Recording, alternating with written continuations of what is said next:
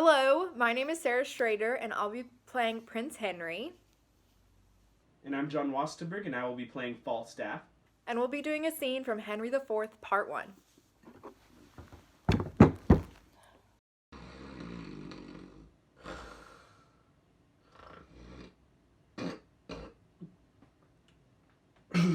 Now, Hal, what time of day is it, lad? Thou art so fat-witted, with drinking of old sack, and unbuttoning thee after supper, and sleeping upon benches until noon, that thou hast forgotten to demand truly what thou wouldst truly know. What the devil hast thou to do with the time of day? Unless hours were cups of sack, and minutes capons, and clocks the tongues of bawds, and dials the signs of leaping houses, and the blessed sun himself, a fair hot wench in flame-colored taffeta, I see no reason why thou shouldst be so superfluous as to demand the time of day.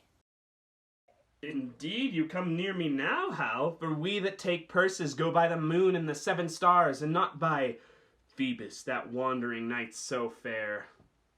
I prithee, when thou art king, God save thy grace. Majesty, I should say, for grace thou wilt have none.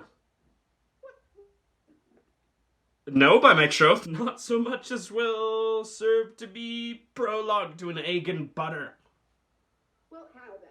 Come, roundly. Marry then, sweet wag, when thou art king, let not us that are squires of the night's body be called thieves of day's beauty. Let us be Diana's foresters, gentlemen of the shade, minions of the moon, and let men say we be men of good government, being governed as the sea is by the moon and the 7 stars, under whose countenance we steal. Thou sayest well, and it holds well too, for the fortune of us that are the moon's men doth ebb and flow like the sea, being governed, as the sea is, by the moon. As for proof now, a purse of gold, most resolutely snatched on Monday night, and most dissolutely spent by Tuesday morning. Got with swearing, lay by, and spent by crying, bring in. And now, in as low an ebb as the foot of the ladder, and by in as high a flow as the ridge of the gallows.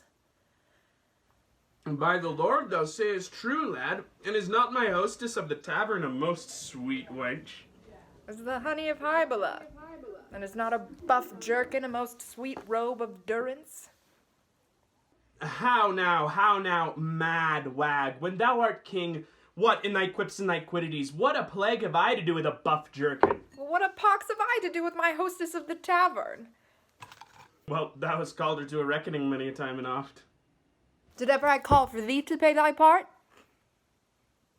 No, thou hast paid all there, I'll give thee thy due. Yea, and elsewhere, so far as my coin would stretch, and where it would not, I have used my credit. Yea, and so used it that, were it not here apparent that thou art heir apparent.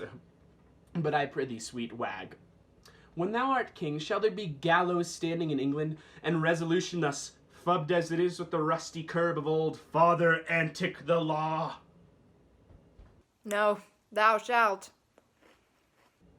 Shall I? Oh, by the Lord, I'll be a brave judge. Thou judgest false already. I meant that thou shalt have the hanging of thieves, and so become a rare hangman. Well, Hal, well.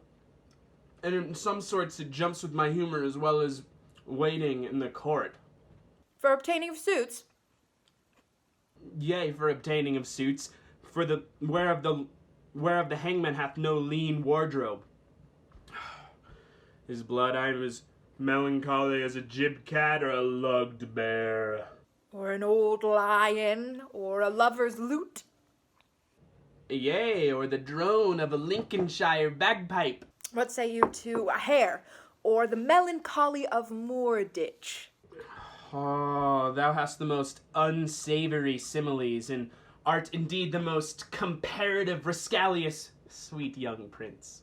But how, I prithee, trouble me no longer with vanity. I would to God thou and I knew where a commodity of good names were to be bought.